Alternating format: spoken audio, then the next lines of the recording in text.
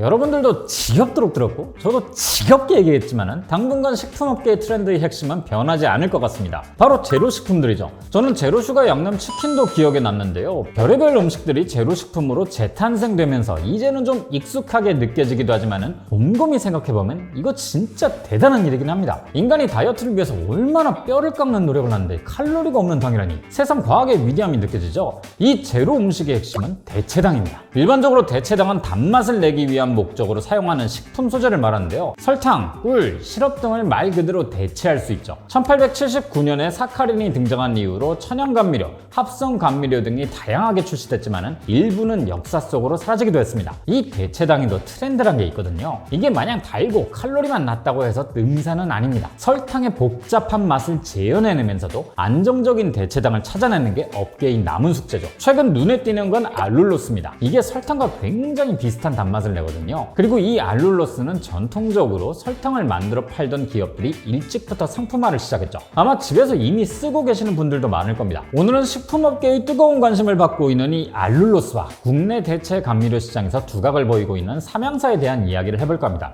그 라면 만드는 기업은 아니고요. 휴원이나 상쾌한을 만드는 이 기업이죠. 이 기업 의외로 100년이나 된 역사가 깊은 곳이거든요. 자, 저는 김밥이고요. 제가 오늘 떠먹여드릴 이야기, 과학이 만든 설탕입니다.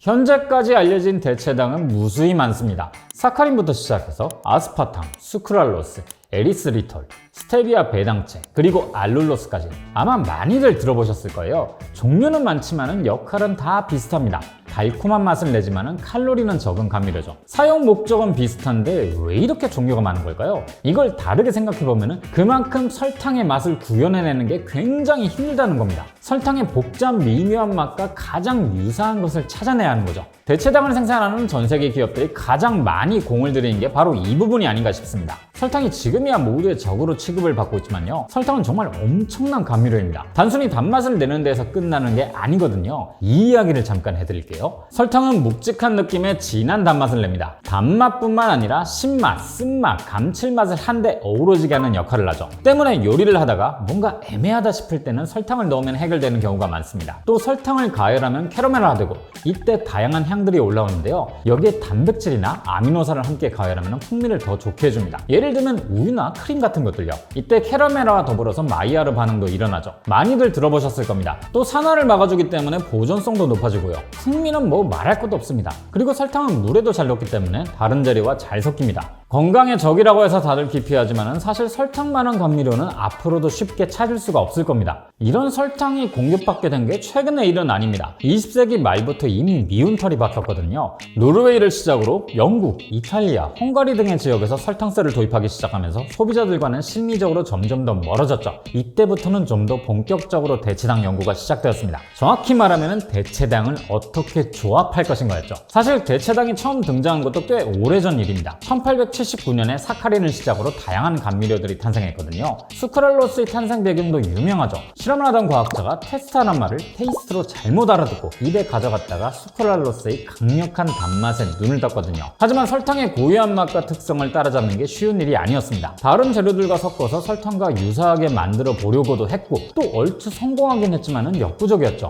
심지어 대체당에 따라서는 쓴맛이 나는 것들도 있었거든요. 오늘의 주인공인 알룰로스도 등장 자체로만 보면 꽤 오래됐습니다. 1940년대에 발견됐거든요. 무화과나 건포도, 대추야자 같은 자연물에 들어있는 천연 희소당의 한 종류죠. 그런데 이 알룰로스를 좀 연구하다 보니까 재밌는 것들이 꽤 발견됩니다. 우선 가장 눈에 띄는 거는 분자 구조가 과당과 거의 같다는 거였어요. 때문에 맛이 비슷할 뿐만 아니라 과당의 특성까지 비슷했던 거죠. 단맛은 설탕의 70% 정도지만 설탕처럼 물에 잘 녹는다거나 캐러멜화까지 된다는 공통점이 있었고요. 그런데 결정적으로 달랐던 것은 분자의 배치였습니다. 별것 아닌 것 같은 이 차이는 큰 결과를 만들어냈죠. 소장에 흡수되어도 대사되지 않고 대부분 소변으로 배출됐거든요. 발견 당시부터 설탕의 대체 소재로 주목을 받았지만 사실 치명적인 문제가 하나 있었습니다. 자연에서 얻을 수 있는 알룰로스는 아주 적기 때문에 대량으로 추출하기도 힘들고 자연물에서 알룰로스를 따로 분리해내는 것도 불가능했거든요. 이대로는 상용화될 수가 없었던 거죠. 하지만 1994년 일본에서 이 문제를 풀어냅니다. 일본 가가와 대학의 이즈모리 켄이라는 학자가 발견한 건데요. 과당에 특정 효소를 투입하면 알룰로스로 바뀌는 바뀐다는 걸 알아낸 겁니다. 구할 수 있는 과당이야 많으니까 알룰로스를 대량으로 생산해서 상업화할 수 있는 길이 열리게 된 거죠. 그리고 이 알룰로스라는 아이템에 일찍부터 관심을 가졌던 기업이 바로 삼양사입니다.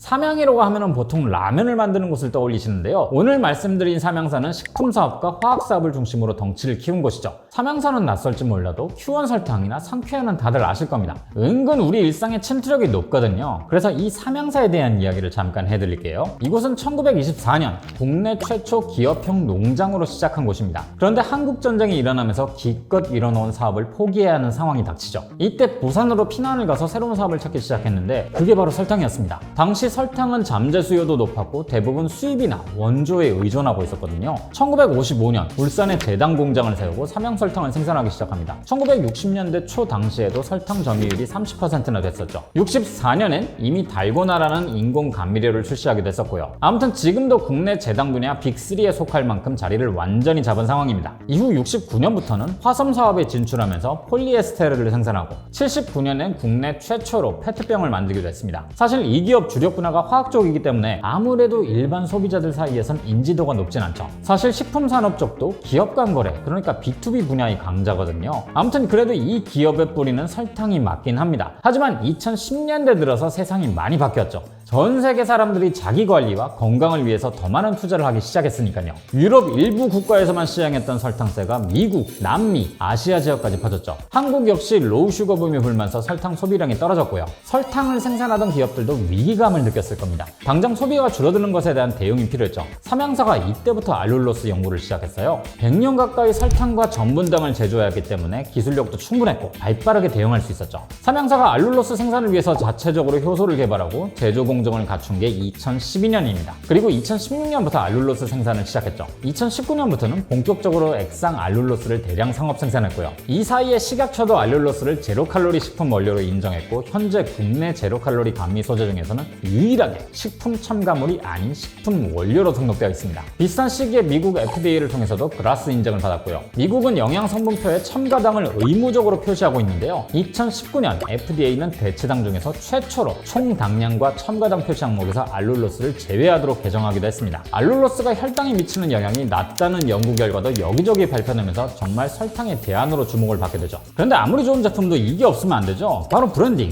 설탕, 소금, 식용유 같은 식품 소재를 파는 기업들은 정말 많습니다. 때문에 브랜딩이 굉장히 중요해요. 삼양사의 설탕에 큐원이라는 브랜드를 붙여줬듯이 알룰로스도 브랜드가 필요했죠. 당시엔 각각의 대체당별로 어떤 특징이 있고 어떤 차이가 나는지 잘 알려져 있지 않았기에 더더욱 브랜딩이 중요했을 겁니다. 그래서 삼양사는 그냥 알룰로스가 아니라 넥스위트라는 브랜드를 만들어서 기업과 거래 중이죠. 차세대를 선도하는 대체당이라는 의미를 가지고 있는데요. 생각보다 다양한 제로식품들에 이 넥스위트가 쓰이고 있더라고요. 음료뿐 아니라 아이스크림이나 스낵류에도 쓰이고 있거든요. 당류를 저감시킨 제품 카테고리가 넓어지면서 결정 타입의 알룰로스도 생산한다는데 시장 수요가 계속 늘어나다 보니까 이를 대응하기 위해서 공장 증설도 앞두고 있다고 합니다. 알룰로스가 과당과 물리적인 특성이 비슷하다고는 하지만 당연히 설탕과 똑같지는 않습니다. 그렇게 제로식품을 만들 땐 알룰로스뿐만 아니라 다양한 식품 소재 간의 조화를 고려해야 하죠. 아무리 칼로리와 당류가 낮아도 소비자들은 맛이 없으면 절대로 먹지 않거든요. 특히나 원래 소비자들에게 익숙한 제품을 제로화하는 거라면 더 까다롭고요. 때문에 삼양사는 기업에다 당류 저감 제품 개발 솔루션을 만들어준다고 해요. 일종의 레시피를 만들어주는 건데요.